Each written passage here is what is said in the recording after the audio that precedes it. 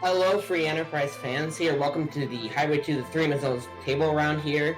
I'm here with my co-commentator, Bad Karma. How are you feeling about this matchup right here? I'm doing great. We have LockeColeLive, who came in from the Chocobo group as went 3-0 in there as a direct advance, and we also had the defending Highway to the Zenith Zone champion penguin8r. Had to get through the magma play-in to get here. Currently sitting at 1-1. Yep. Let's take a look at these objectives right here. We've got defeat the King of Town of Monsters, conquer the Vanilla Crystal Sword Altar, and cure the favorite with the Sand Ruby, as well with our usual forge. Now, these objectives are pretty interesting because I think it's a pretty nice balance of, all of these objectives are gated by at least, underground access or some key item, and they're also spread out through underground, Earth and Moon. Yeah, and there's a lot of bosses that could be gating us here. The Leviathan spot is no joke for a number of things. We get an evil wall there, we get a wyvern there, and could give our runner some trouble, as well as that crystal sword altar can be pretty troublesome as well. Yeah, and this training set's actually pretty nice here. There's been a lot of talk, I think, about how good Sid is in this flag set, and I think to your early game, he almost does what an Edge does to your early game in group flags, and you definitely don't mind seeing him here early. As your one character that is forced into your party because of permajoin. That wooden hammer can do work early game as well. He can be really useful for a Mac Giant. He's just a really flexible character. Like, if he's got a Curse String and a Dwarf Axe on, in a Z fight, he has so much XP after like a D machine. He can just, throw Cure 3's Chemist. He's pretty flexible, and it's really, really good. Yeah, I'm a fan of a Sid start myself. Sid's going to get you through the overworld pretty easily.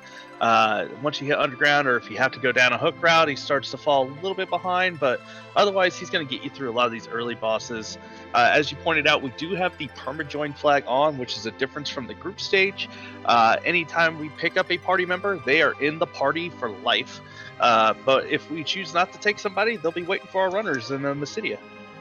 I think that's one of the most interesting parts about this flag set in general is character-wise, you have a pretty similar amount of options. You can't find edges as easily because C relaxes off, so edges are always gated, but apart from that, you have all your free characters. It's just what makes this a lot more interesting, at least in my opinion, is the fact that when you make a decision and just like, I'm going to keep this character, you're committed to that, and that can lead to some very interesting situations and having to, plan ahead and stuff like that. Like, how long do you run with these amount of characters and whatever, and what your party composition at the end is going to be. It can differ a lot from runner to runner, and it's pretty cool. So with the Sid start, what are you hoping to see with these runners in terms of key item character as we are getting started? Well, honestly, an Earth Hammer would be really, really nice because that would basically enable a Mac Giant in and of itself. But apart from that, we are off here. We're going to see a Vanilla Baigan, the Sand Ruby start, and a Rosa there.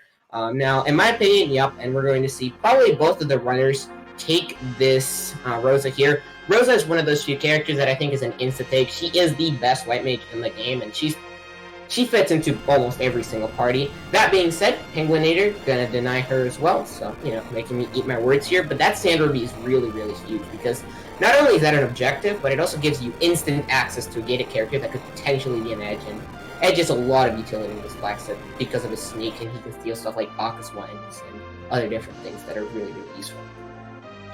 Yeah, it'll be interesting to see what penguin8r decides to do. Not taking that Rosa early is an interesting choice. Unless he's thinking maybe some low-level strats with these objectives.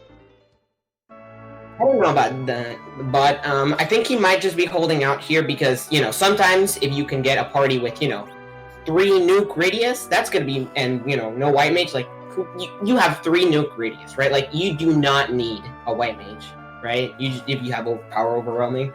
That being said, we're going to see some divergence right away with LockeCole going up straight to Sand Ruby check here. Gonna get that out of the way here. That looks like a Palom, I believe, here. That is a black mage sleeping in a bed. That is really, really nice to see here. That might even be another insta-take. Yep. Palom's probably the best black mage in the game as well. He gets to Quake and Virus super, super early and can really, really, carry you through the mid game and late game.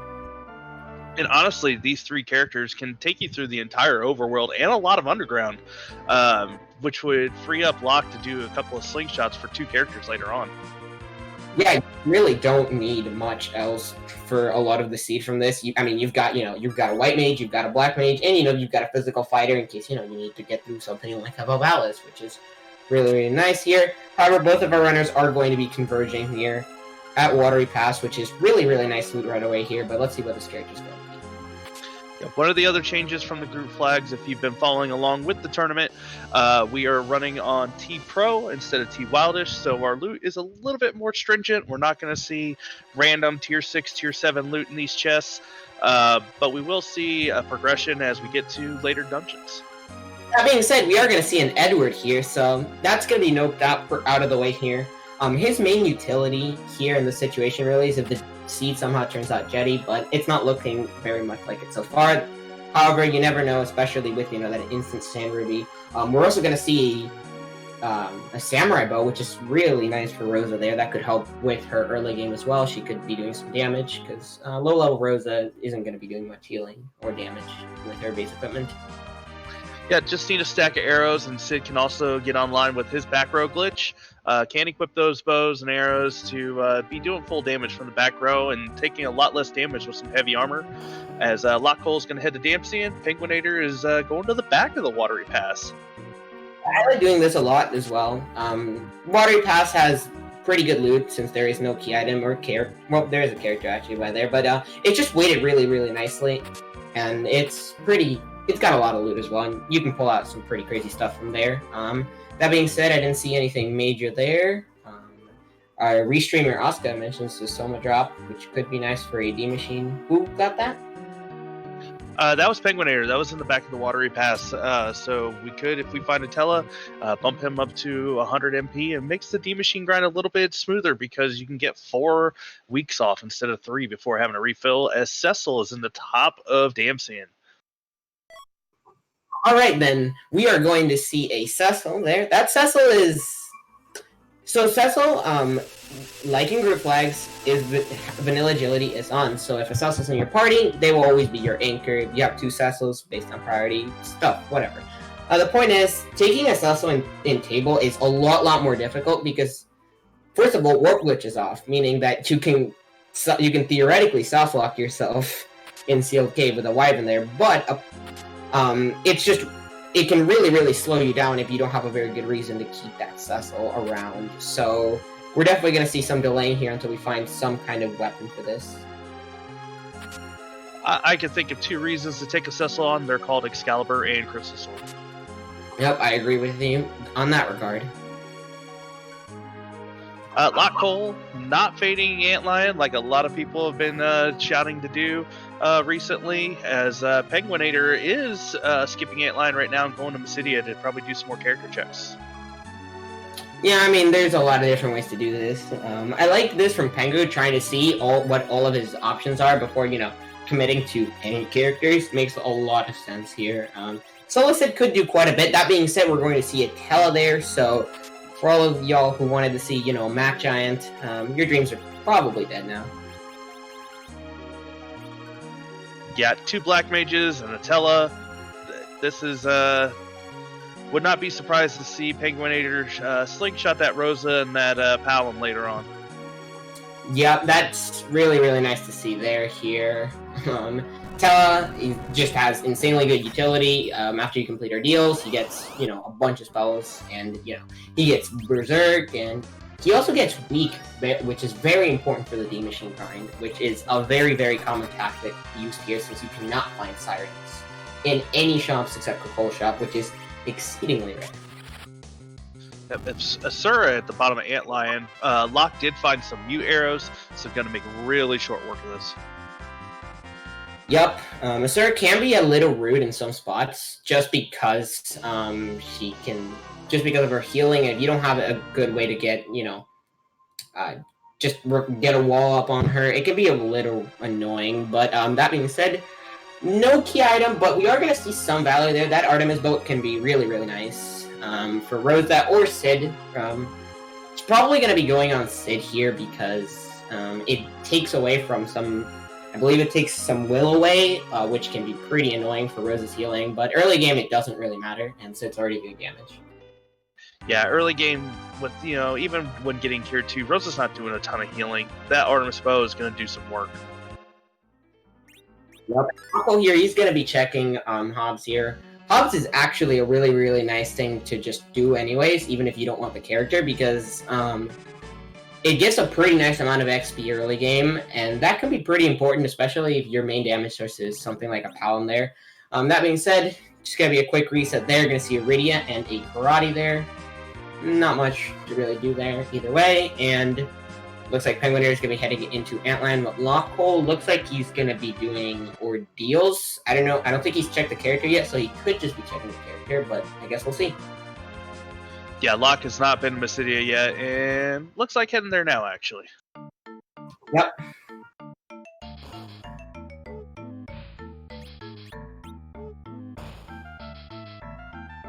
Yep. While we have our runners kind of retracing each other's steps, do want to give a quick shout out to our restreamer, Auska424, and our tracker, XPankraz, and my co-commentator, Marty56. Please give everybody a follow if you haven't done so. Also, please give our runners a follow, LockeColeLive and penguin8r. They've been, it's an early race, but still putting on a good show for us today.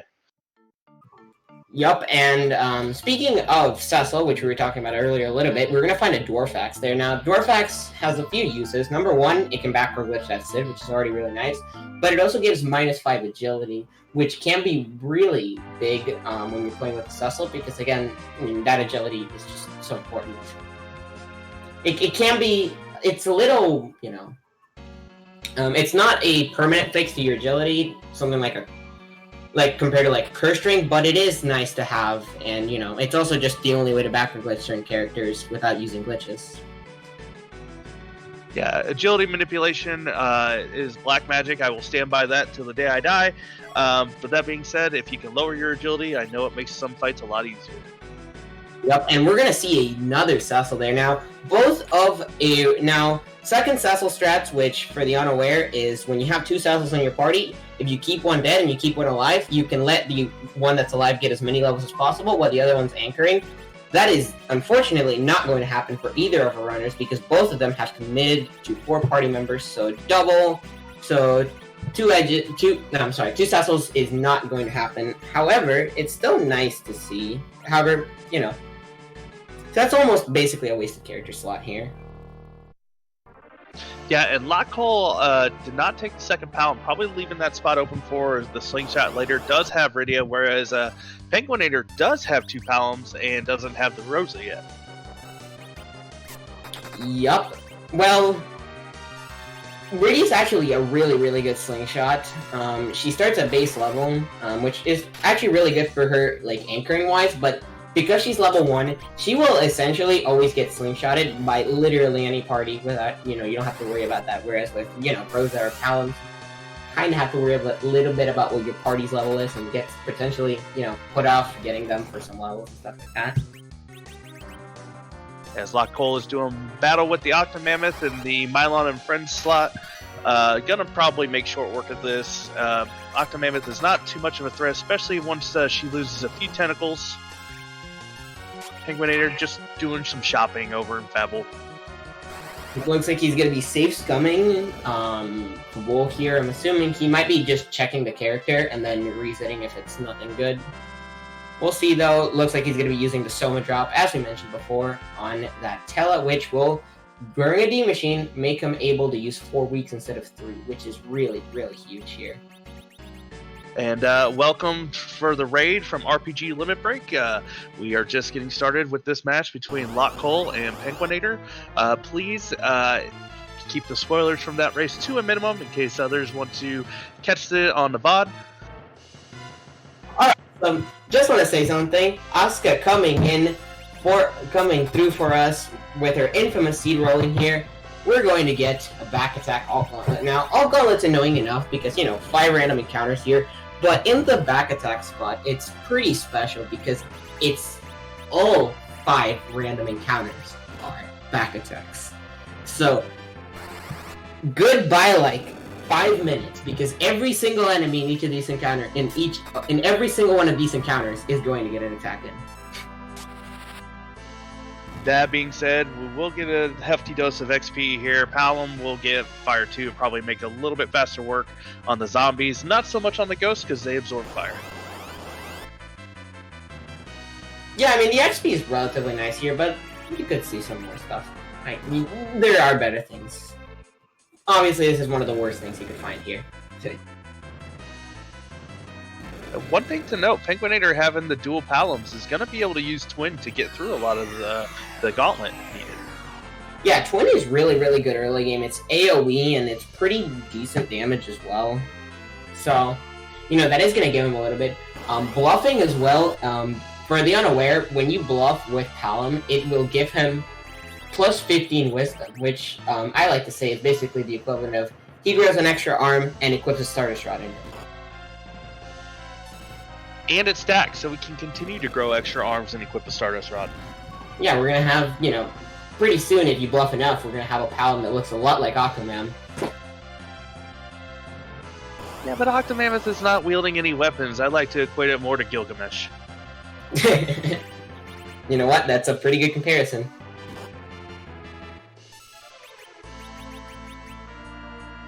penguin8r made some quick work of that Calamari and is now going to be greeted with the back attack gauntlet. Yeah, this is a really, really annoying fight. It also makes you feel like you're losing a lot of time here. Now, we did see penguin8r save up there in trouble, so I'm interested to see what his reaction here. I'm assuming he's going to do it because he's here anyways, but he does have that save up there, which is interesting. Yeah, I doubt penguin8r is going back to that save. Does need to get those spells on Tella. Is going to have to go through this gauntlet. Doesn't want to have to do it twice, so... I'm just kind of trying to think what the save is for, but I guess we'll see. It might have been something to do with Acidia.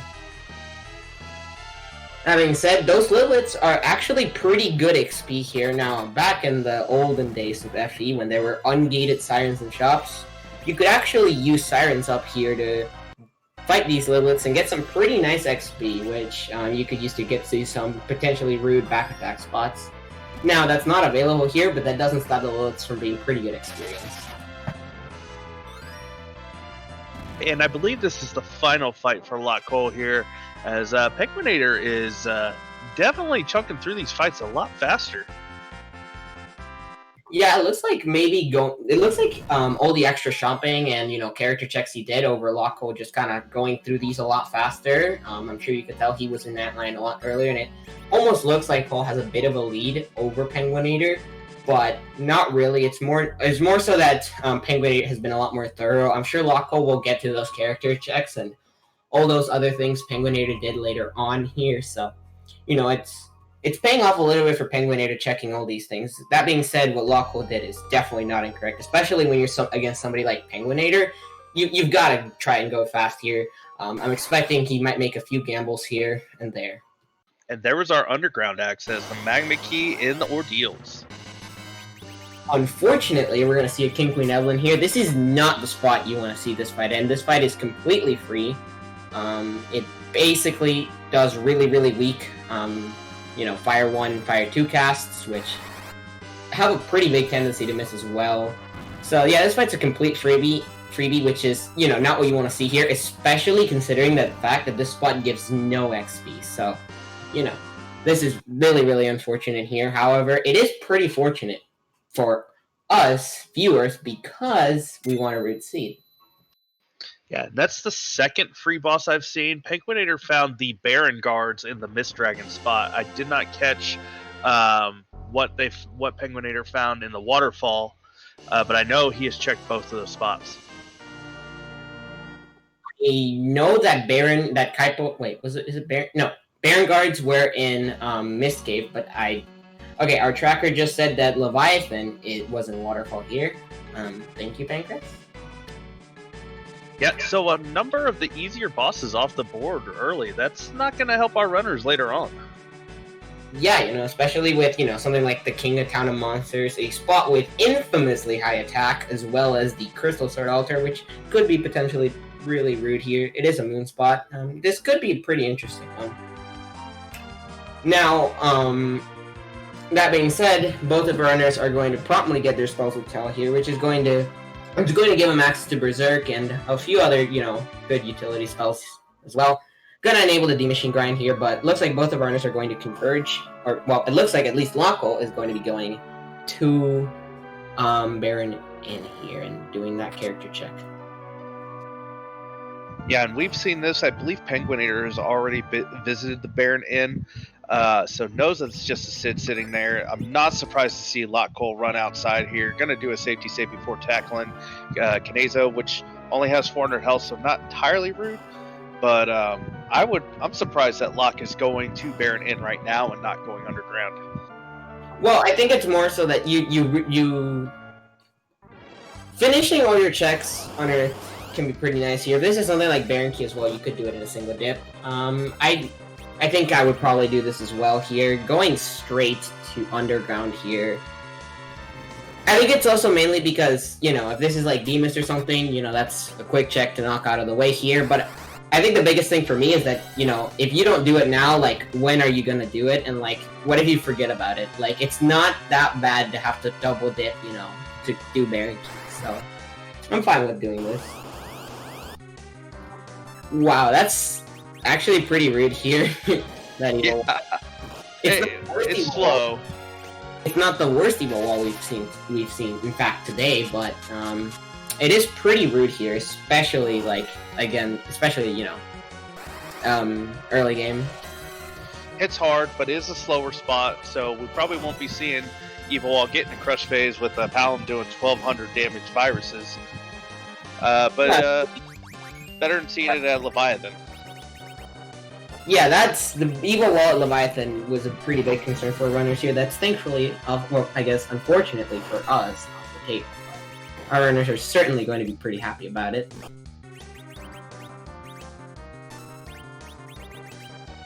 That being said, this evil wall is pretty punchy here. This spot is, it is the vanilla karate spot, so it's gotta be punchy. So, pretty rude here, but it looks like he should be getting through it soon enough. Yeah, both of our runners pretty lockstep in what they've been doing. Have all the same checks done, so haven't had really all that much divergence yet. Different routes in the overworld, but still got all the same checks done. So it'll be really interesting to see once the Fey March is done what their plans are. If they can even get through the Fey March here. Now it looks like treating it was the correct play here, just an Assassin Dagger, which I think it gives some agility, but it's for a key item check, you really don't want to see it. And yeah, I'm not surprised there at all. One Sid's good, just like one Tell is good, but two Sids or two Talus, no thank you.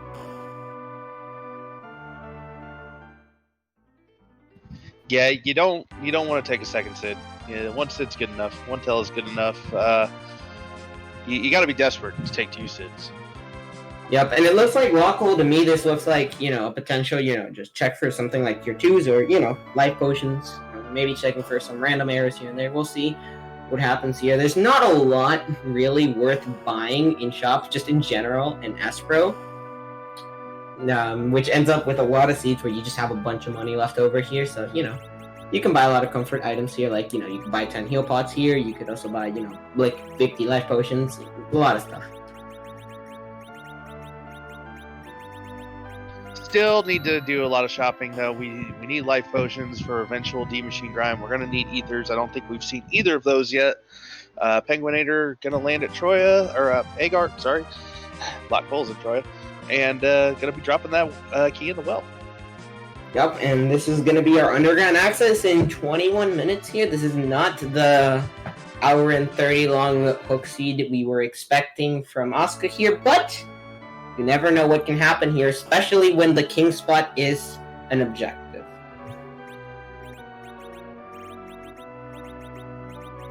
And just to see you say that, ethers are going to be found in the aggregate shop by LockeCole. Does that count as a commentator bless? I mean, I don't know. I've done a few commentator blesses in my very brief freeing career, but I guess it is. I tried to curse a couple runners the other day, saying it was going to be Wyvern in a rune spot, and it was Wyvern at the King-Queen spot. After they had grinded. Our tracker here, Pancras, bringing up a pretty good point, you know. Demas at Magus Sisters with that Earth being double required is pretty good. And we have briefly lost penguin8r. Hopefully we can get him back online here shortly.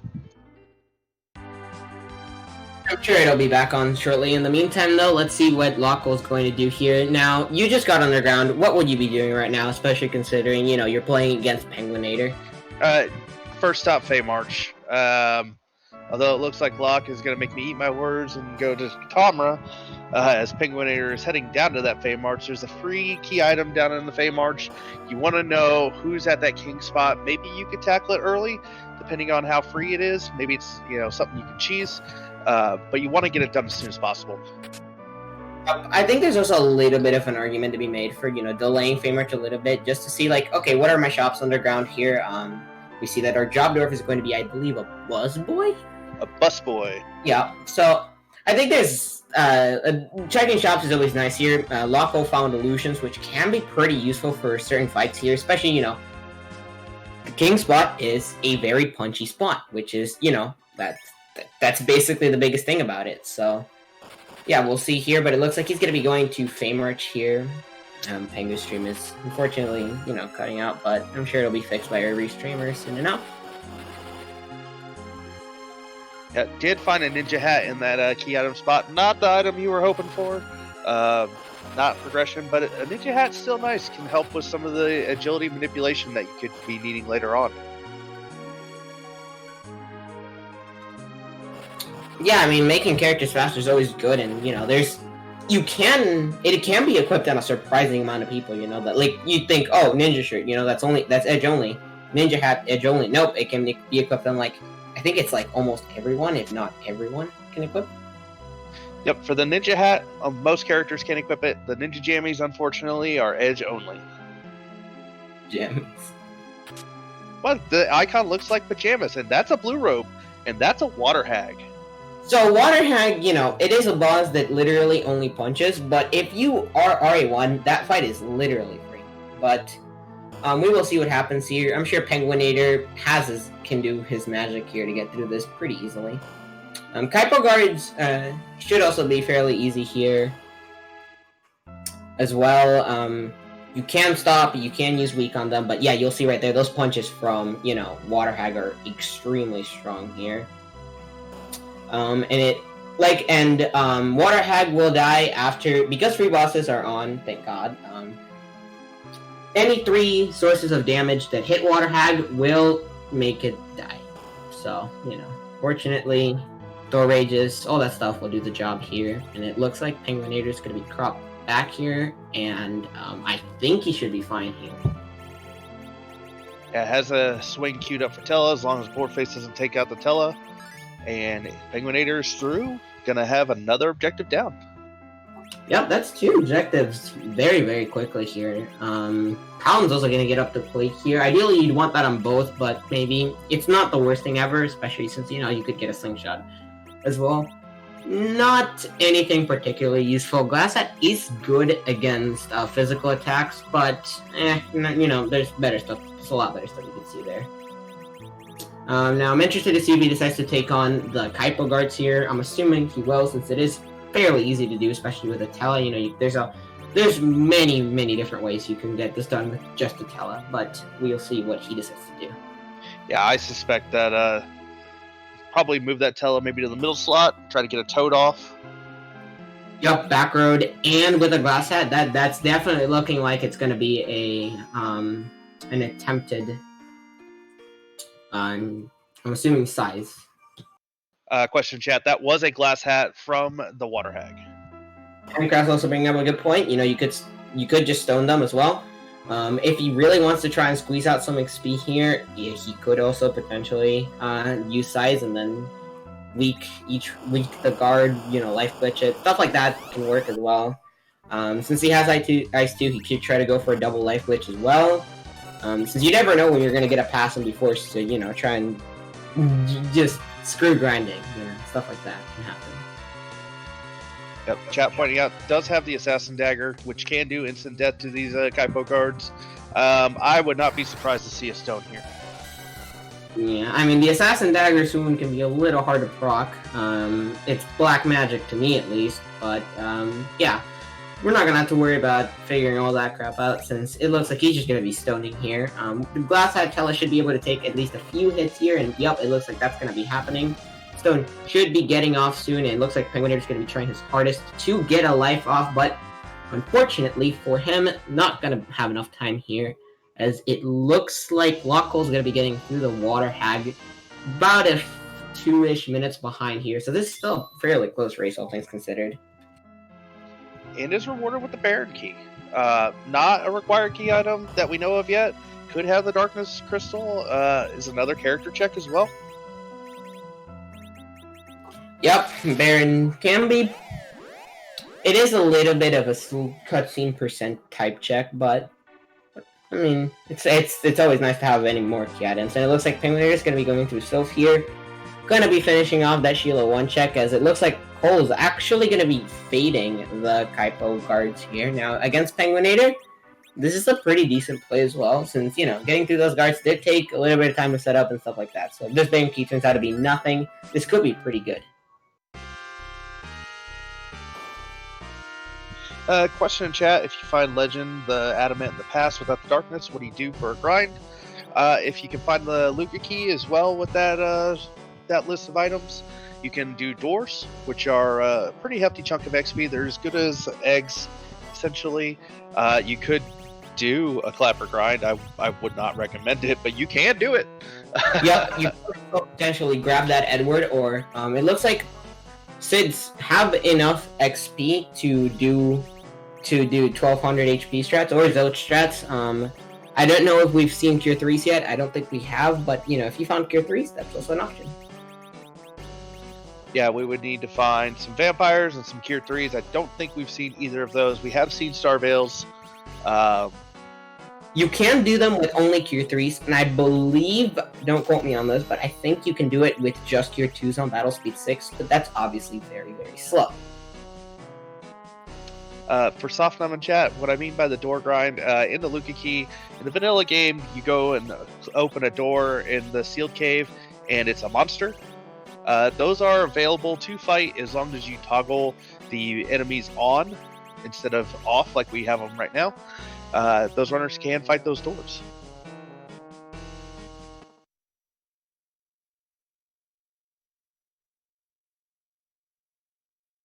LockeCole is diving into the Dwarf Castle as penguin8r is going to do the Fable Defense. This is a good set of divergence for our runners here. penguin8r going for 2 checks. LockeCole hoping to find the pan to only single dip the bull. I think that is also just like, you probably don't expect penguin8r to immediately dive Dwarf. This, for people that are only used to group flags, this might seem a little bit questionable from penguin8r. Just because, Warp Glitch, but Warp Glitch is actually disabled here, so if you want to get the Sealed Cave item, you actually need the Luca key, so, Dwarf just turns into, pretty good XP, but, a rude boss fight, and then a free boss fight, and a character check, so, I mean, it could be a lot worse, but, it's definitely a check you don't want to do immediately, but, for Cole, I think this is a pretty good play, because, penguin8r is probably not doing this, so, getting through it, and if you find something of value here, you could potentially save a bunch of time, especially if, Sheila 1 and Fabul are both haunted. Like, it could be a while before she comes back to do Dwarf. Yeah, being only 1 key item away from go mode and, from finishing the seed, I don't hate this check either. You want to get as many done as penguin8r is getting a package from Fable Defense and heading up to Sheila 1. That package could potentially have an edge as well. Which again, Edge has a lot of utility. I don't know if you're really going to do that with this. It also looks like Cole, unfortunately, took a wipe to that Odin there. I think he got the Xanthid Zukin off, so unfortunately, there you go. Things like that happen here. Also going to get the tower key from Sheila 1, so, all of towers open. Likely going to prioritize that, and again, that's if Dwarf is something, that's, even more time that penguin8r is going to spend away from him.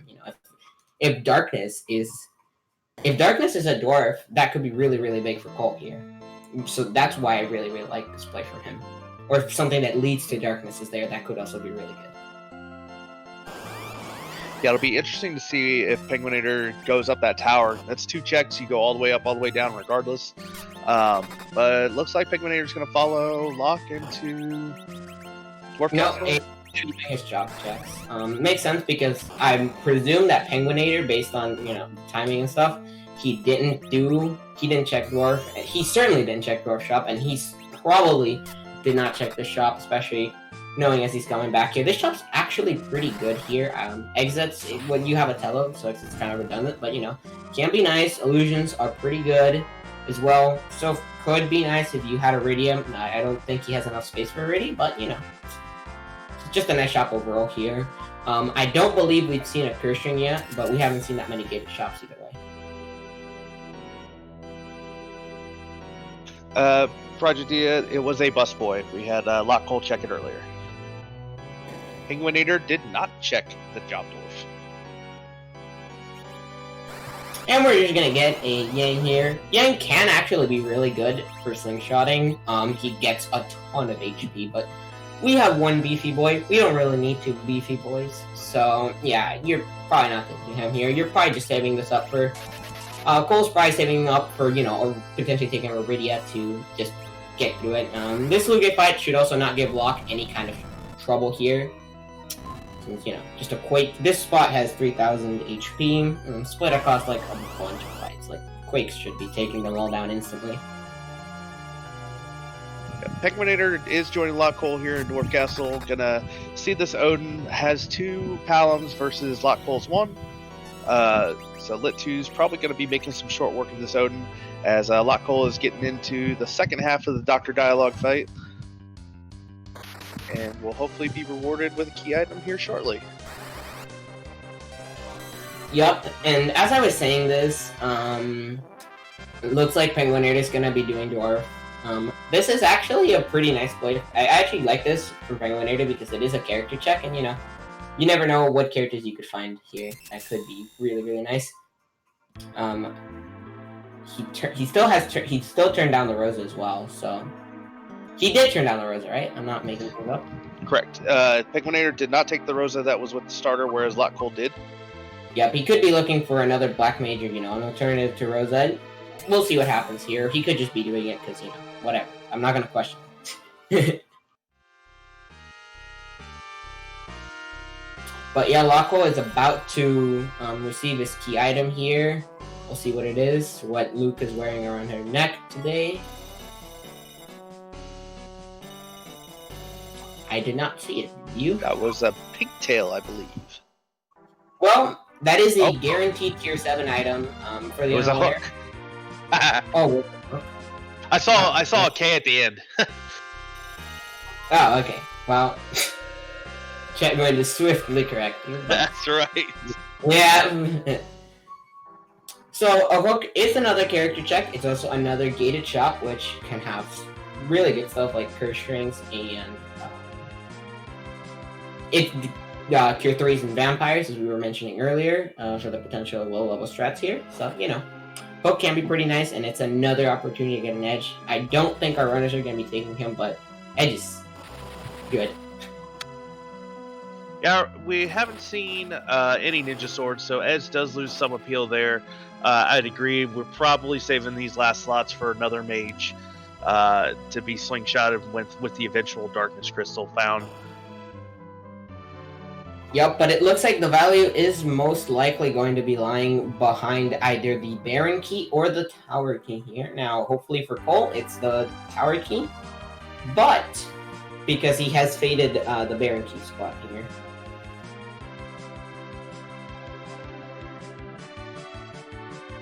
Yeah, LockeCole's going to go check the Sheila one, following the age-old mantra of check your freebies. We've seen a number of runners forget to do so, and it has cost them some time. So Locke is getting the Sheila 1 check done, as penguin8r is finishing up Dwarf Castle, going to be getting his hook. Yep, I'll be interested to see where LockeCole goes here. Where would you go if you were LockeCole after you get, these key items and the package and the tower key. I would probably be running right up that tower. Doesn't have the Baron key as an option, so Locke's going to get a tower key here. He's going to be able to do the 2 checks all at once. He's strong enough to be able to handle it. Would not surprise me. I would be more surprised if he did something else. I think there's potential for a half tower play, whether it's keyless tower or regular tower. Like that could be tower key. Sorry, that is a potential play here. Safe scumming it. You're up against penguin8r, so I could see something like saving, just doing super cannon, leaving. If it's nothing, reset, and then if it's something, chase it. Right? I can see that play coming in as well, but we'll see. Yeah, if you don't want to run all the way up to the tower, you only want to do the half tower play. It is viable, especially with only needing 1 key item. But if that play doesn't work out, you're going to have to make 2 trips. I think in this situation, I like the full tower play. Yeah, but again, Cole is playing against penguin8r. That almost makes it so that you kind of have to take some risks here and there, I feel. Because you're not gonna, I don't think Cole feels like he could, I don't know if you, it's very hard to just tell yourself, I can win a foot race against penguin8r. So I feel like,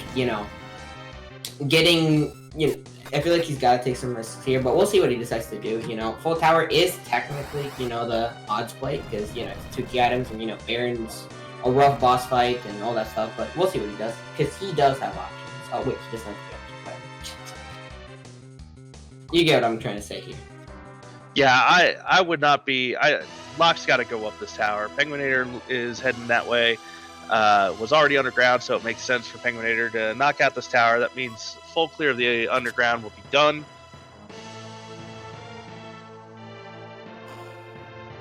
It will be really hard if that Baron key leads to the Darkness Crystal. That will really put LockeCole at a huge disadvantage for fading that with the free fight down there. Yeah, that would be really, really unfortunate to see here. What I'm kind of hoping for here is either Earthless Demist or Demisted Package, because either of those could be pretty fun. Have seen both of those on table seeds, so it is not without precedent. I've seen Demisted Earth be double required before, so That CPU at the top of the tower. It's gonna be pretty slow, but I don't think it's gonna be the worst thing ever.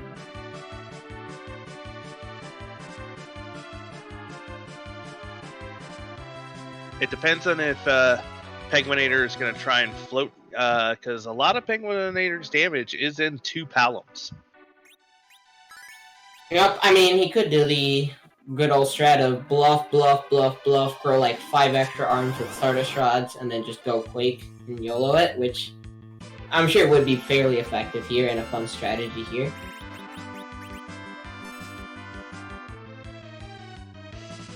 In the meantime, though, it looks like LockeCole's going to be doing some of the trap chests here at Lower Babel.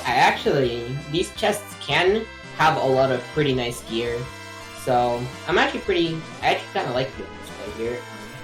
It's a bit of a risk here, but if you were to find, something like a Holy Sword there, this is looking pretty good. Yeah, I normally do these trap chests myself because I'm not that good. But with Locke, I think you've got to kind of just go. And I don't know, unless he finds something fantastic in these trap chests that will really speed him along, I don't know if he's going to get a lot of value that's going to help him here. Yeah, I think he's mainly looking for just something big to make. Like I said before, a Holy Sword here would be really, really good, because that would basically enable you to get it. I don't know if you can pull a curse string from these, but if you could, that could be really, really nice. I doubt, I don't think he'd be doing a Flame Dot grind here, because I don't think he would have killed the Searcher so quickly, but we'll see. For Softnum in chat, we do not know where the Adamant or the Legend Sword is yet. Yeah, we have not found either piece of the forge here. Did you catch what he got? No, I missed that one. Oh, okay, an Ogre Axe. That's Oh, great. yeah. That is a pretty nice upgrade to it. We're gonna see some swag walks from Penguin8r. That is, you rarely ever get to see it, and it's always fun to see it. So, yeah, that's pretty exciting. Yeah, like I was saying for LockeCole though, that the Ochre Axe is a nice pickup in the chest. It's gonna save 45,000 gold, but it was also for sale in Dwarf Castle, so I'm not sure if that's the value Locke was looking for, but is racing up the tower, is gonna do the cannon room. And that CPU is gonna be going down there. Actually, for people that didn't notice, Penguin8r was actually CPU actually cast Swan itself, and something really fun to see from Penguin8r was actually he was using a star build because Deloma doesn't actually have Quake. He was using reflected viruses to get through it, which is just a really nice play there, especially when star builds are for sale. Like you're not really risking much by using a star build over there. It is rewarded with the pass though. That is going to be some huge value if we can find the forge before going to the moon.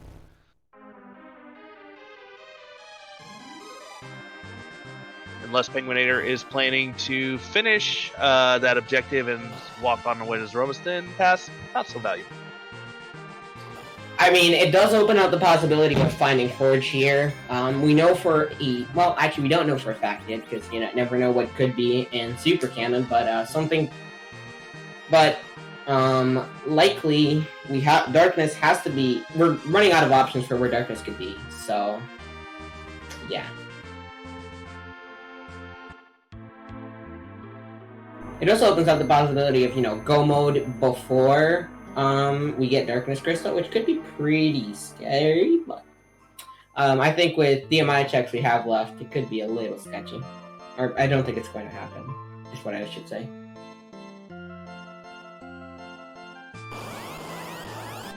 LockeCole is going to be greeted with the CPU as Penguin8r is going to give us our first look at what the cannon item is. Yep, and to answer a question in chat here from Frog Squash, that was asking, the curse string can be used to absorb elements. It's rarely used for that, but it can be useful. It's mainly used to lower agility because of how Final Fantasy IV agility system works. I'm not going to get into it here because it's really complicated, but essentially, its agility is based around the agility of one character, and how many ATB ticks it takes for a character to get their turn is based off of your agility anchor, which, without a Cecil, is the middle character. So, for example, in LockeCole's case, it's actually Tellus. So, Tellus agility, just a formula is basically, if you have a slower character in the middle, it makes everything around it faster, is the simplest way to say it. And if you have a fast character in the middle, it makes everything around it slower. That's basically the simplest way to explain it. And that's why curse strings can be good, because you can use it to manipulate your agility, and it can be really good for example, Threemus, which can be super, super useful to make your characters ridiculously fast. Or, it can be useful for just in general, because you get more turns in. Stuff like that's pretty cool.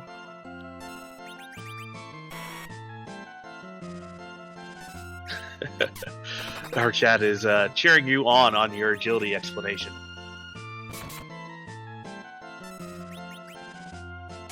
I mean, it is really complicated, and it's a little hard to explain quickly, but that's basically the gist of it. Just, fast anchor makes things slower, slow anchor makes things faster. Or fast anchor makes things slower, slow anchor makes things faster. That applies to bosses as well. I've always said agility manipulation is black magic, and me personally, I know Fire 1. Penguin8r, though, did find the Luca key, is heading down to the bottom of the sealed cave. Yep, and it looks like LockeCole's almost done with that CPU here. We'll see what happens, though, as we're going to see he's coming through here now. I'm hoping that this is nothing, because I really want Demas somewhere rude, but we'll see. It's probably a key item, but I can dream. Alscar Restreamer is hoping that the Demas is in a hook route now, holding the Darkness Crystal. I'm still hoping it's at Maga Sisters, because for the people that don't know the randomizer very well, you can go to Tower of Zot without Earth Crystal, and Demus can be there. Even if you don't have Earth Crystal, which is super, super funny. So I really hope that it's there, but we'll see if it is going to happen. And I think we're in a Demus hunt. Yeah, this is officially a Demus hunt. Well, the most disappointing thing would be if it was here, and it is not. Oh, Let's go. Penguin8r has the Baron key though. It's officially a Demus hunt. So if I was Penguin8r, I would probably check. Oh wait, no, we still have to check Baron. Wait, do we? Yes. Penguin8r has not checked it yet. I thought he had done Baron. Never mind. I said that too early. And well, speaking of agility manipulation, there's our curse string.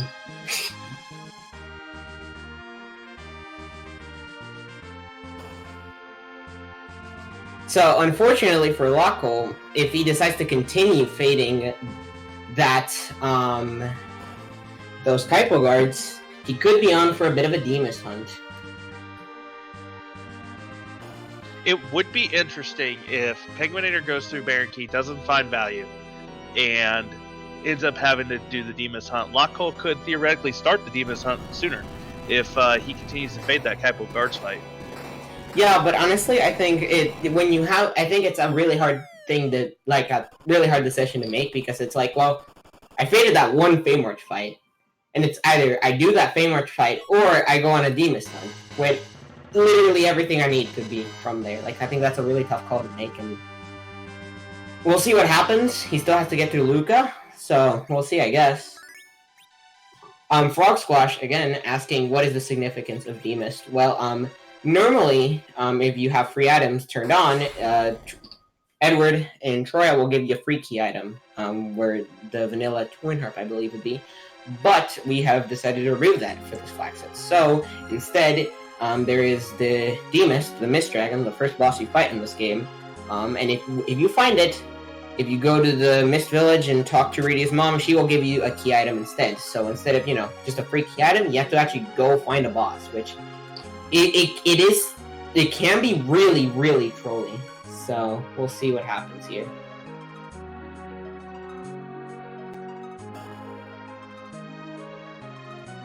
Penguin8r is greeted. We knew about the vanilla Baigan already.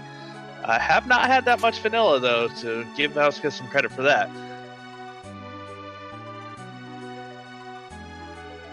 But yeah, this Baigan is going to get destroyed very, very quickly here.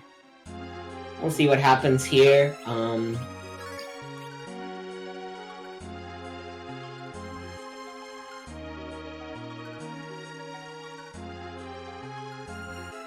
Who is sitting on the throne today? Is that our smooth boss of the seed?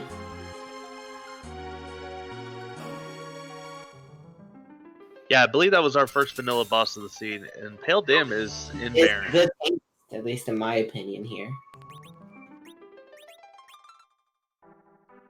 But yeah, and that's good for us, because, depending on where that Ogopogo is, could be pretty spicy.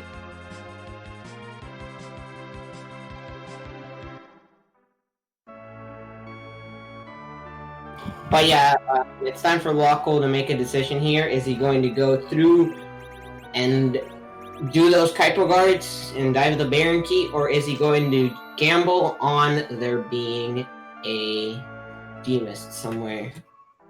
Picks up a stack of 10 illusions. So LockeCole was probably assuming those guards were the Baron guards, which they are kind of rude in the Asura spot. Had not checked the Mist Cave to know that is the Kaipo guards.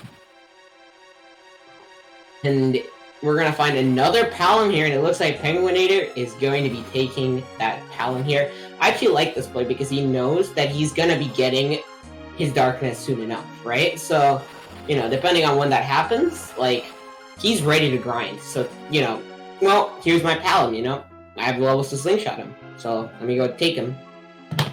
committing, and he's also committing to no white mage, because again, you do not need a white mage if you have 3 people just constantly nuking. Now, if I was penguin8r, as much as I would love to see a darkness crystal here, I would actually be hoping for a key item that leads one more step to give me that darkness crystal to get to 10 key items. Yup, for the unaware, not only is so there's a few different ways to get extra XP from enemies.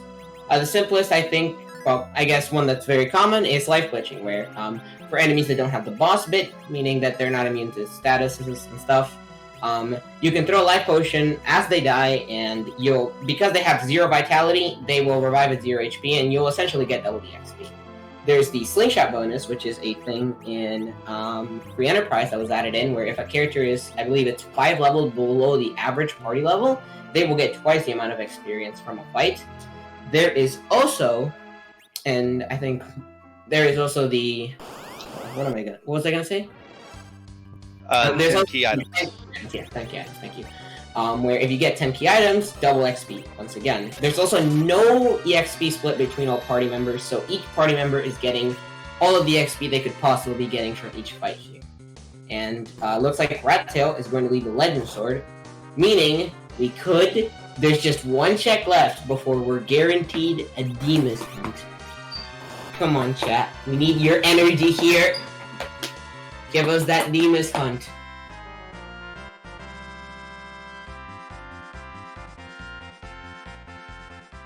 I'm just hoping for something rude in that Odin spot.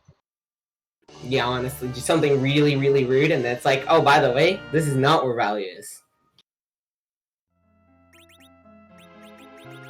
For Softnub, there are 3. We have the package location, we have the Magus Sister spot in Zot, and we have the King Queen spot in the hook route. Softnub, we did in fact get a check of Vanilla Waterfall. I believe it was Leviathan. So, in the 4 Maga Sisters at Odin spot, or I'm sorry, Threemus. Nope, it is instead of Freebie here. I mean, a Stonecast here, so we at least get to find out if Asuka did in fact roll a Threemus hunt. So let's see what happens here. The Toad's gonna get off soon.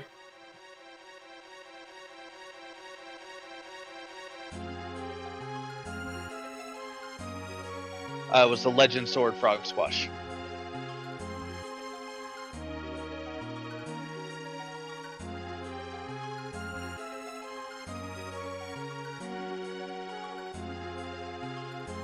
Does get the frog off, is gonna start chunking these toads down.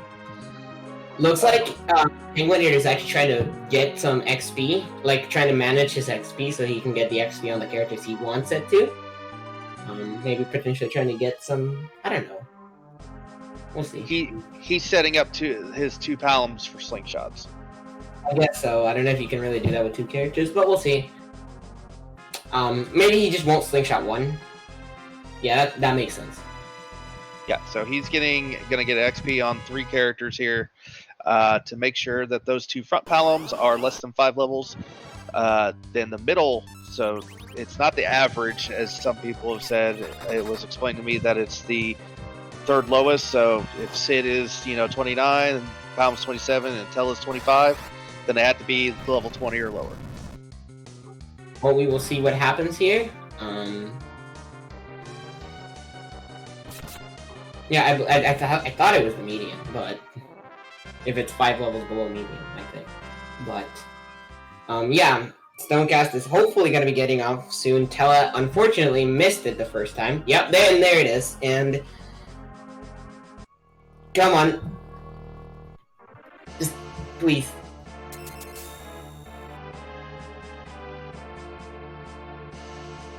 There's the Darkness Crystal.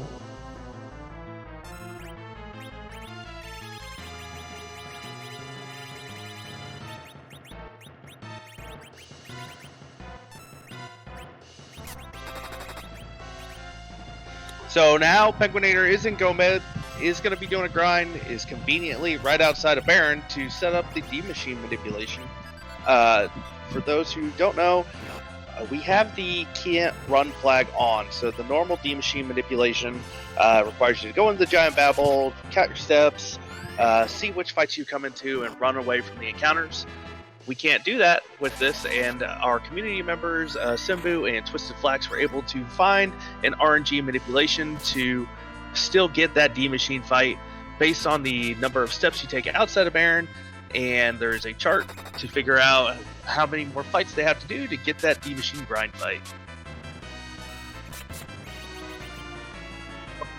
I think the best we can hope for at this point is just that penguin8r has a really, really hard time finding the fight. Maybe something really rude at Crystal Sword Altar could be really spicy.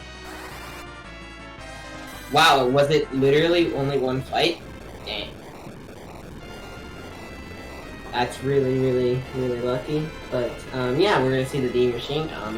For the people that don't know, there is an encounter in the Giant of Babel that is Searcher and 2 Beamers. After you take the Searchers down, if you hit the Beamer, no, the Searcher, sorry, my bad. After the 2 Beamers go down, if you hit the Searcher, it'll summon a D-Machine, which is vulnerable, which will only cast Fire, which will only do percentage-based damage, so it's fairly easy to deal with, and it's also vulnerable to Weak, so, you know, get a Tela, you can cast Weak on it, then basically almost any damage source will kill it, and you can life glitch it, and it's super controlled, and it's a fairly common way of getting a ton of XP for one fight, and it's a really, really good way to take advantage of slingshotable characters, as we saw penguin8r set up for there, keeping those 2 Paladins dead to try and get that slingshot on 2 of them, so he can get nuked.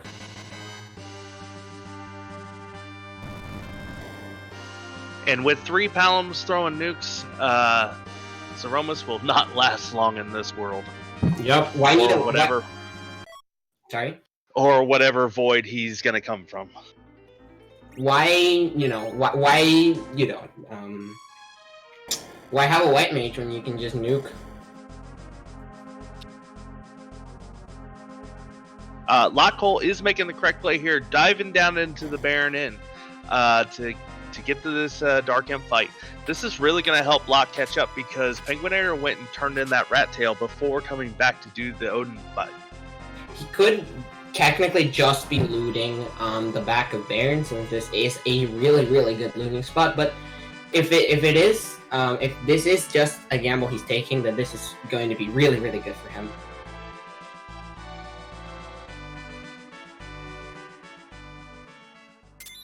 And it does look like he's in fact going to be going through. He's going to be really, really happy to be seeing those dimps in there. And yep, going to start it off. But yeah, those slingshotable characters are going to be getting a ton of XP boosts. Not only because you got 10 key items, you got slingshots, and you got life glitches. That's like 8 times the XP, I'm pretty sure, right? Or did I? 4 times. 2 times 2.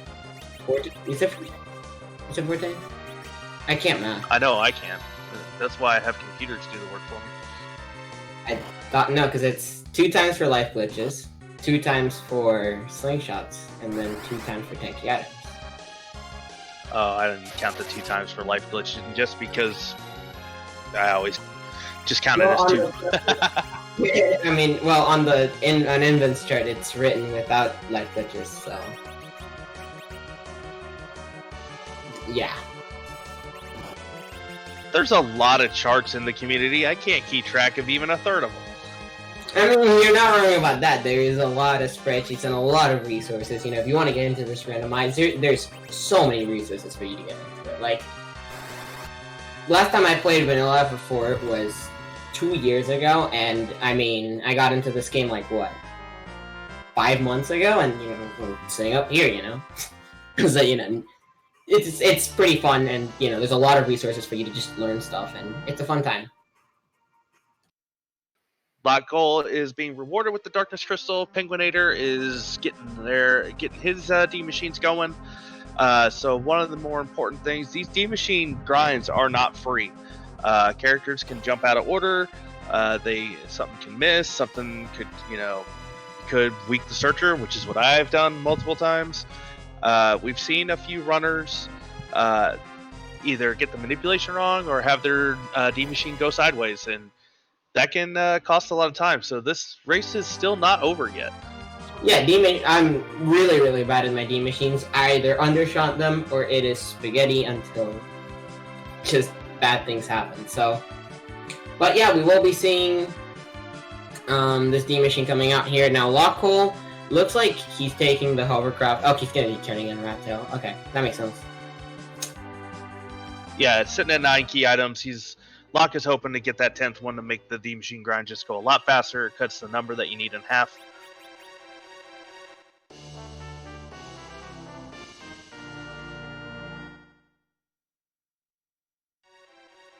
Gets his legend sword and will be going to figure out which 5th character. I suspect one of the Palums.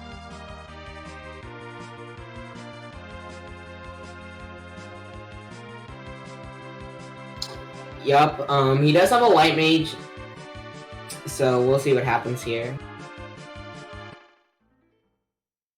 The party composition is definitely going to be different here, but yeah, I don't think we'll see too much. I don't think we'll see much spaghetti here. Yeah, like I said, like was mentioned before,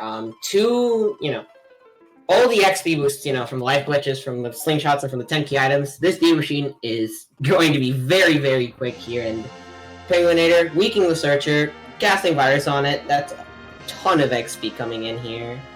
And we should be seeing Nuke fairly soon for some.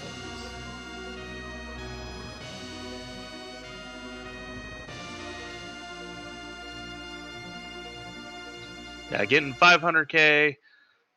Just making sure these Palms have Nuke.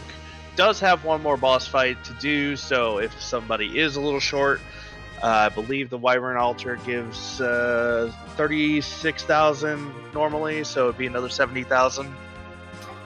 Yeah, I mean, Palom that was kept alive is going to be a little behind XP-wise, but, I mean, it's not a big deal. Not with these kinds of levels. As you can see right here, 2 nukers is plenty good enough, and, from the Crystal Sword XP, potentially. I don't think he'll get nuke, but it doesn't really matter too much here, as LockeCole's going to be setting up the manipulation here.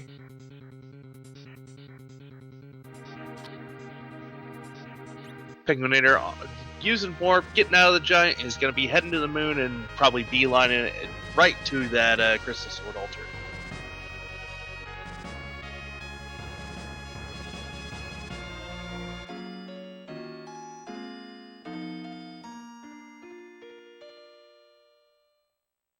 I did not see how many steps LockeCole took to see if he is on the right path or not.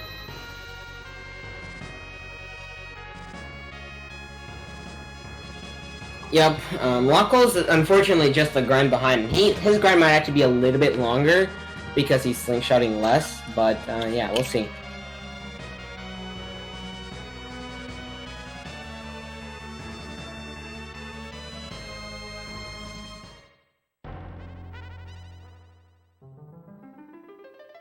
For Ninja Debugger, there is an objective to complete the giant. We call those giant percent seats, to where a lot of times we just complete the giant and beat the game. Yup, it was instead of final boss can't be randomized, so instead of that, just decided to have giant percent where you beat the giant, you beat the game, to have that randomized final boss experience. Yet another Palom here, Lunarium Palom here. No use for it. Like I said, permajoin can't have any more characters. penguin8r is committed to having 3 Paloms, a Tel, and a Sid, which is a fine party if you ask me. Yeah, I believe that makes penguin8r at maximum capacity for Paloms, at least to get a grind going, and started with the Sid.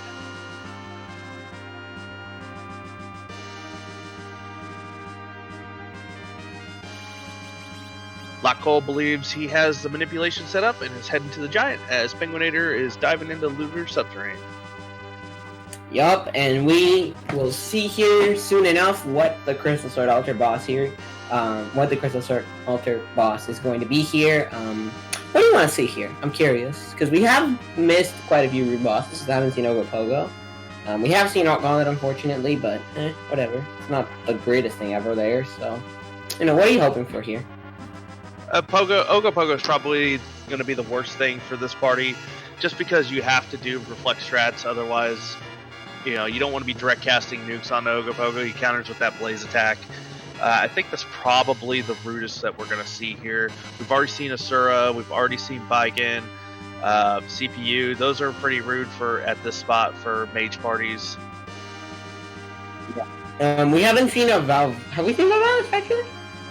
We have not seen Valvalis. I remember. I don't think we have.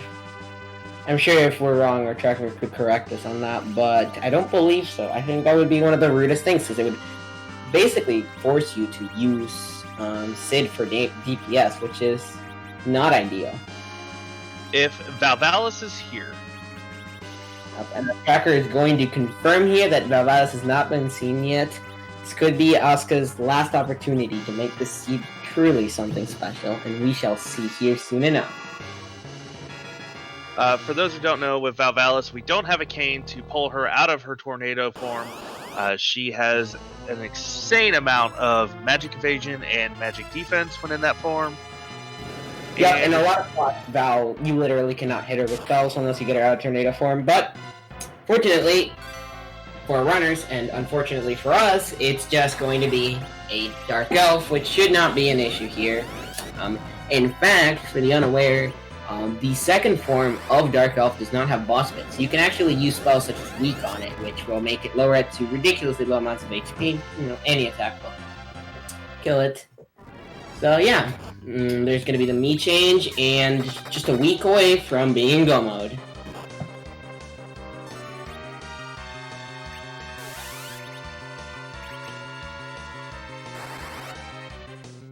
Our tracker actually mentioning that because it's technically two monsters or stuff, basically won't be getting full XP for the other Palom, so it is very unlikely that he will get to nuke here.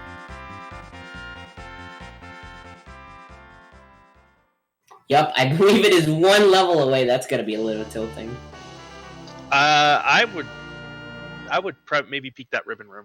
Just, you know. I mean, we'll see. It's 200,000 XP if you get the full amount of XP. That would be more than enough to get that Palom the nuke. I think penguin8r's wanting 3 nukes going into this. It is. Nope. Yeah, it looks like it's just gonna be looks like it's just gonna be a quick exit and gonna be going back down to Earth. I mean, it's really not too terrible here to go in like this, especially with a Sid. With the Sid, you can almost recover a lot of really rough fights here. You have access to single cast tier 4s here from Zella here, which for the unaware, single cast tier 4s will always, no matter stats or anything, will always full heal a character to max HP, which could be really useful for getting some characters, you know, back up and running and stuff. So I think even without 3 nukes, you should still be fine, just like using tier 3s and stuff like that. So yeah.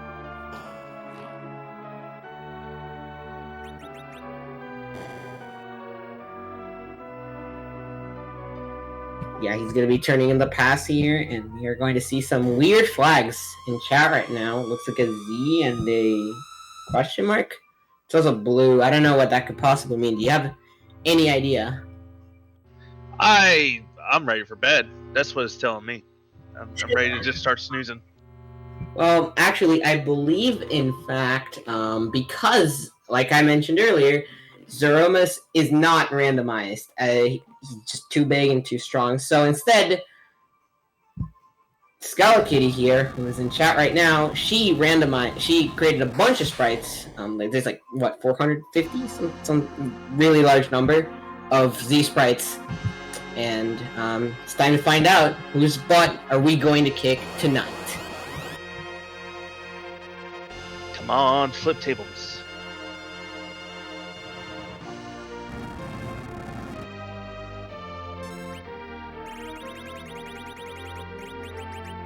Those who've been in the community have seen a number of these fights will know there is not a bad Z sprite in this pool. Yeah, but it's gonna look like an immediate Star Veil from the crystal's gonna be thrown. Sid's gonna Starveil immediately afterwards, and we are going to be off here. Oh no, yes one.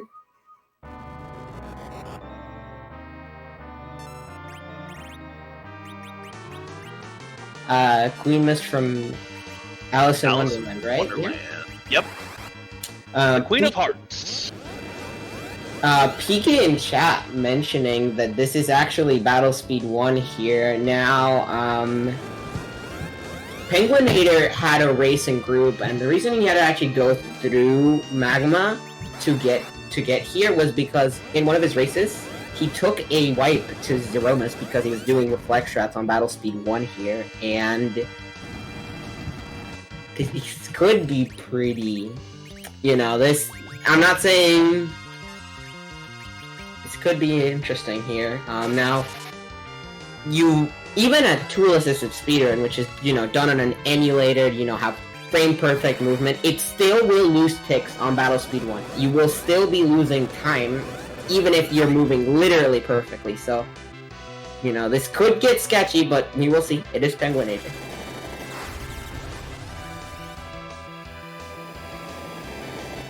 As LockeCole is still working on his grind D-Machine, will need to go to the moon, go to that Crystal Sword altar to get into his Threemus fight. Does have the pass as well. penguin8r is working through this Queenless though.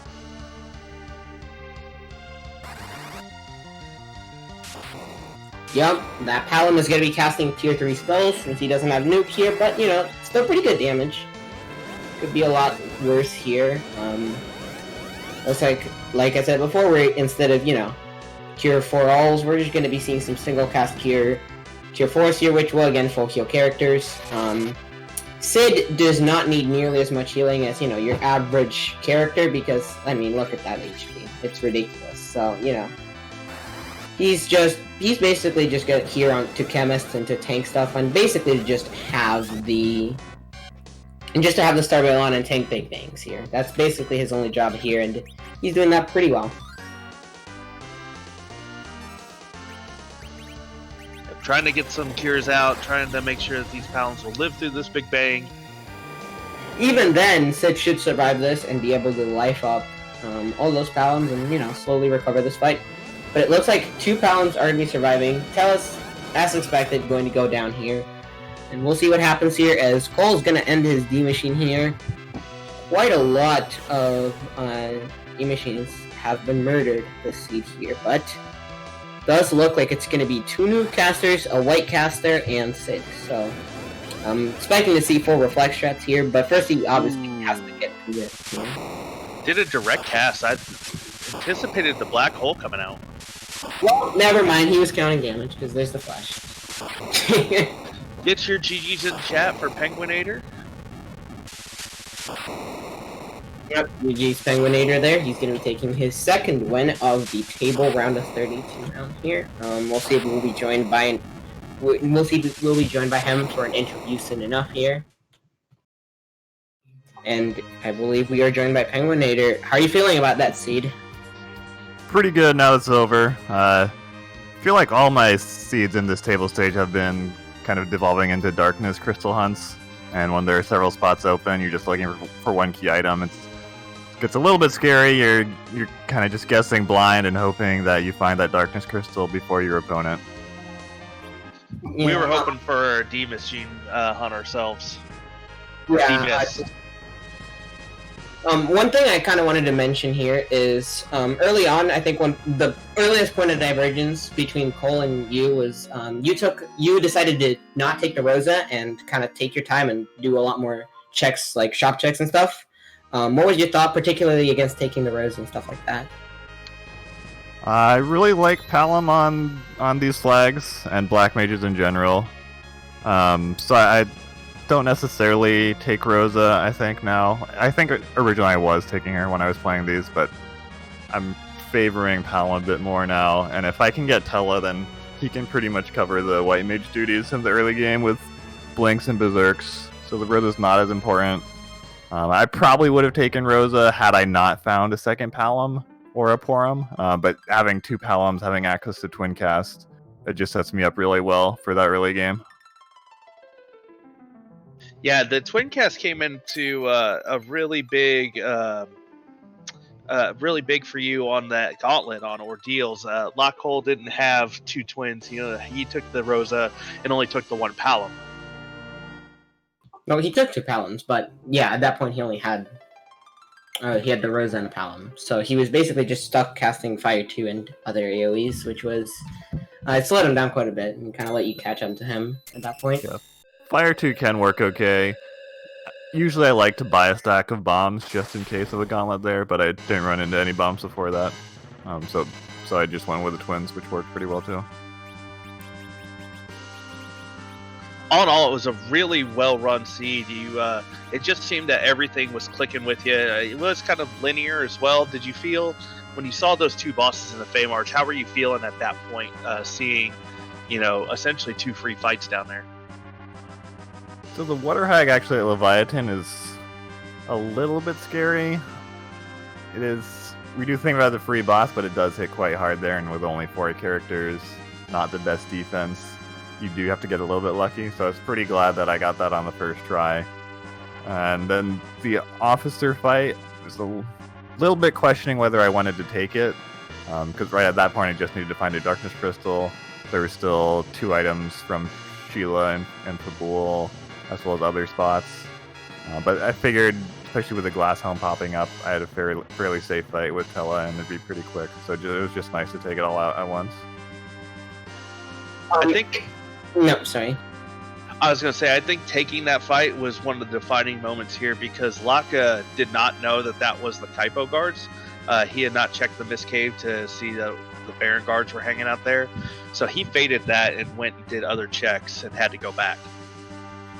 Another thing I wanted to bring up, I believe you got the tower key from Sheila 1, and when you could have done, both of your tower checks in one go, you just had to go to Dwarf instead. I'm just curious as to why you did that.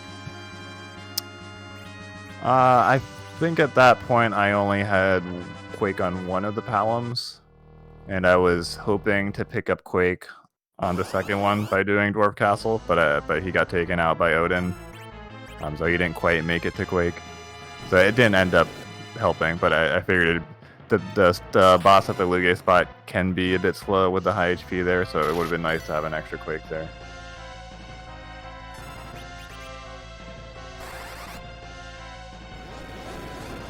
But like I said, all in all, you're currently 2-1 now. You've been doing very well in these table flags. How are you feeling about the rest of your 3 matches coming up? Well, I've got PK tomorrow. He's been on a tear, beating, I think, Inven and Antidale this week. So looking forward to that match. It's sure to be tough. Beyond that, I think I have another 2 coming up in the middle of the week. And so just taking things one at a time, and then I think I'll be done by the end of this week. Well, do you have any other questions, Karma? Because I don't have any more. No, I'm good. PK, sorry, not PK, Penguin8r. GG's on your win here tonight. Look forward to seeing more matches from you. Yep. Thank you. Peace. Good luck on the rest of your matches. Thanks. And it looks like we will be getting some music from Penguin8r as LockeCole is working on this Dark Elf fight. It's going to be Battle 1 from Final Fantasy 3. I haven't played Final Fantasy 3, but yeah. Cool stuff here, as LockeCole is going to be getting through his Dark Elf just as the Twin Heart music starts playing, and we are going to get... He's going to get his go mode here, and he's going to be fighting Z shortly.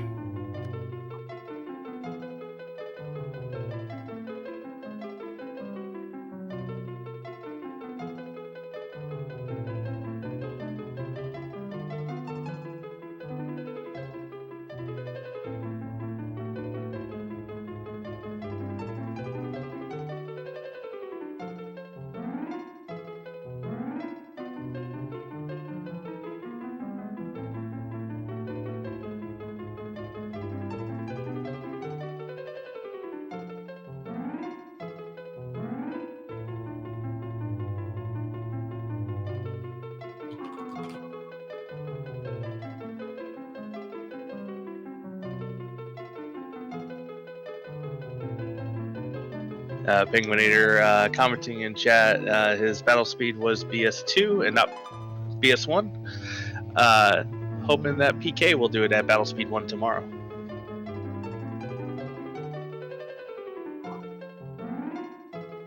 It looks like PK was just kind of seeing things.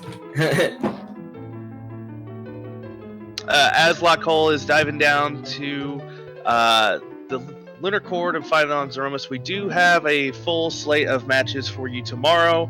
I believe we have 4 restreams going on tomorrow with a number of matches, including that Penguin8r PK match. Yep, that is going to be restreamed on. Well, I believe this is our last race of today, right? Correct, it is. Tomorrow we're gonna have. Let me pull the thing up. We're gonna have a few races here. We're gonna have Dathas versus Baka, and on Free Enterprise, we're also gonna have Penguin8r versus PK on RPG Limit Break, on Silverfire versus Flurry on Randomania, and Slippery versus Possum at like 10 o'clock. Yeah, at like 10. I can't read 24-hour time. At 12 o'clock on Free Enterprise. So yeah, lots of matches tomorrow. Basically every single one of these matches in table have been exciting in one way or another so far. So it's gonna be pretty exciting to see what happens. As LockeCole's gonna be getting started on his Z fight right here. Chris is gonna be getting off. Dale's gonna be going off. On Sid again here, 5k HP. He's gonna be pretty beefy here, and yeah. I'm gonna kick Threemus butts, whatever. Yep, it'll be interesting to see if got the Starveil on the Sid. That's a couple extra inputs, but not that big a deal. It'll be interesting to see if the white will be going out as long with those nukes.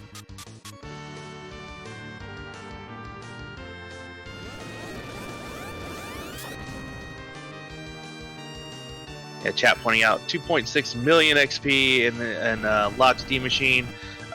These pounds will be able to take probably a full Big Bang to the face, unless it high rolls, but probably not going to be worried about it too much. Yup, he should be breezing through this Z fight with, just regular reflex strats here. He's got white on Rosa and nukes. So, yeah. Should be a fairly quick and easy endeavor here. Sid looks like Zerg Sid potentially, or is he just going to be attacking to attack? Just attacking to attack.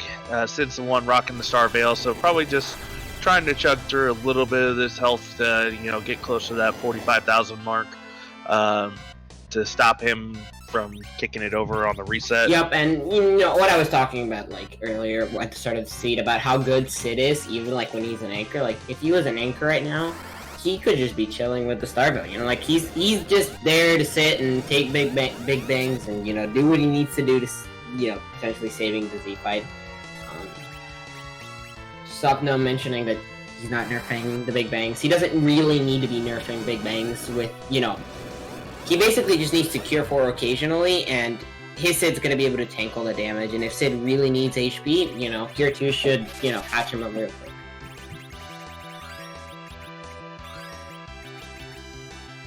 And if you've been watching this race and feel like that you'd like to get interested in it, please check out the Free Enterprise Discord. It has all the information that you need to be running your own Cs to get into these races, to get more knowledge, and maybe we'll be seeing you on the next tournament. Yep, this tournament's been a lot of fun to both play in and commentate over, and just watch all the matches. A lot of them have been really, really, really good and fun to watch. And this randomizer is really fun. It's just a fun time to play. Chat pointing out. Yeah, looks like he caused a refill there. I mean, it's not the worst thing ever. He's still probably fine with, his HP and all this stuff, so shouldn't be a big issue.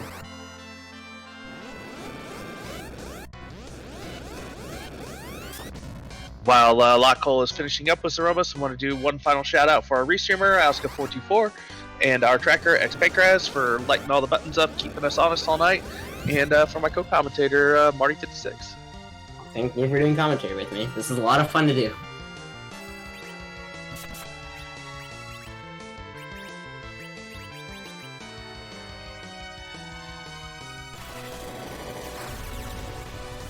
LockeCole is getting through this fight. Looks pretty handily. This Big Bang's rolling through. Probably not nerfed, but not going to be too scary with these HP totals. As I said, that high roll on the second Palom was a 2300, and he still has life to spare. Uh-oh, that nuke's going to be a little scary here, because that nuke looks like it's going to be direct casted, so rip Sid. But not the biggest issue here. Unfortunately. Okay, good. I was kind of scared that the timing would work out so that it would be a life into an immediate wipe, but fortunately, recall, that did not happen. It would have been pretty funny, but it unfortunately just happened. Uh-oh, the nuke there, though, it's going to get the Rosa. That's really bad, because that's going to guarantee kill her. He's going to have to get the Rosa up, get a Cure 4 off, although I think he probably gets it off here. It's just a little bit sketchy here. Yeah. He's going to have to parry back to Rosa, get the Cure 4 off. Yeah, with the nuke, Threemus still has to shake and then set the battle power. I think this Cure 4 gets off just fine. Yeah, no, he's fine. It was a little sketchy, but fortunately, it's all back under control here. Everything's fine, and, you know, here comes nukes again. There's the shake there as well. Looks like it's just going to be a quick Cure 2 here. Definitely agree not nerfing it here, because, you know, sometimes it's a bit of an unnecessary risk to nerf a Big Bang. I also don't know if there's a timing for it in this situation.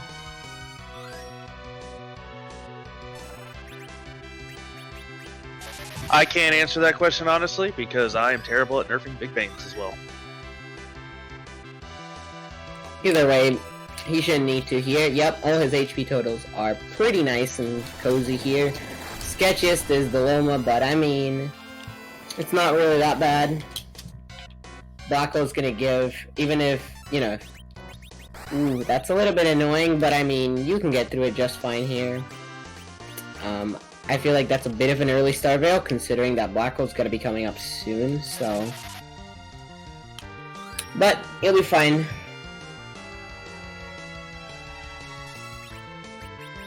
Big Bang into Meteor would actually be a bit of an issue. I think that is his biggest concern right now, because unfortunately, he tipped but with that direct move, so...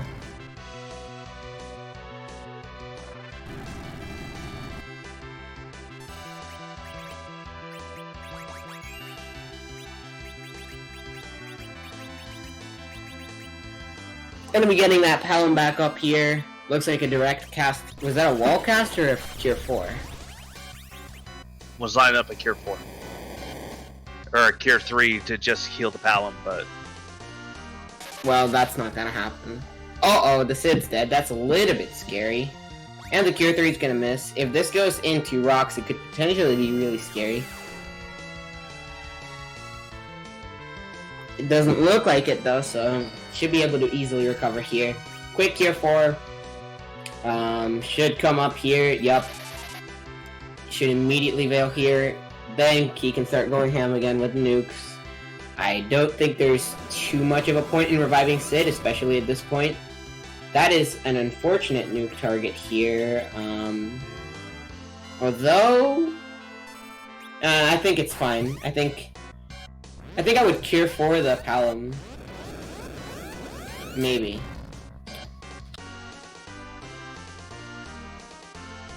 You should be close, though. Yeah, I can't see that this lasting too much longer. These Paloms are ripping out quad 9s on their nukes.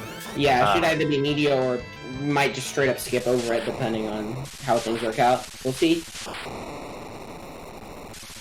And there's going to be the shake, crack, and the boom, and that's going to be it. LockeColeLive is going to be finishing with an official race bot time of...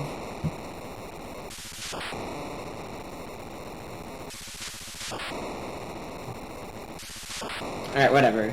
Okay, there it is. 13106, and we'll see if we will be joined by an interview for LockeCole here in a minute.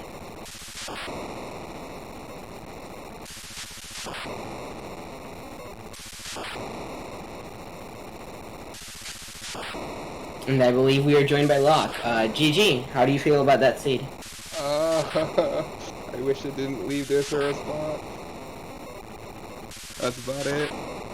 So, I wanted to ask you, what was your logic behind doing that? Was it something to do with, penguin hitting your opponent, trying to fade stuff and get a lead on him? Yeah, I mean, there's a little bit of that, a little bit of I thought it was going to actually hit harder than it did when I went back to it.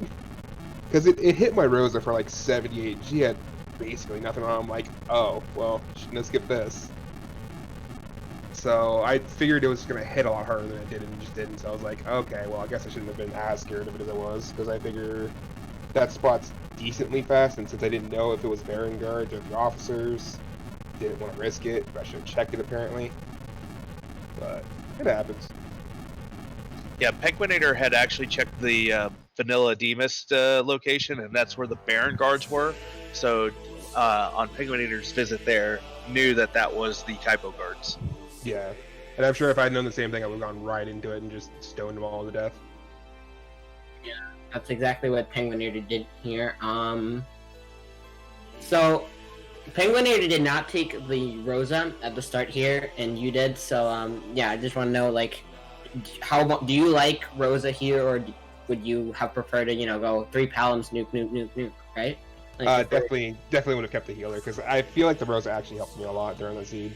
Because of that Arbus build, just having her be extremely fast was nice. Right, were you talking about the cheeky trick where you equip her with the Artie Will and then switch it out so that she doesn't lose her stats? If I had thought about that before the Threemus fight, yes. But no, just in like the beginning of the seed where she had the bow on, and she was just outspeeding everything. I mean, yeah, that is always nice to see there. Yeah. But, I don't know, I do like having a white mage just in case things go south like that Threemus fight did. I was not counting. Yeah, that Rosa was definitely helping you a lot throughout that Threemus fight, as was that Sid there. Until he died. Until he died, but, Threemus is gonna be Threemus. Sometimes Warface just really, really wants that Rosa or that Sid dead. Yeah. But otherwise, like, I don't feel like this was a bad seed per se. I was scared when I knew who the seed roller was, but it actually wasn't too bad. Yeah, were you scared when, like, while you were doing the Kaipo Guards because you thought maybe it was going to be a Threemus hunt? Because chat was certainly very excited at the prospect of that. Kind of, because I was like, man, if I don't get anything back here, I'm going to have to find a Threemus in, like, 1 of 4 locations I have.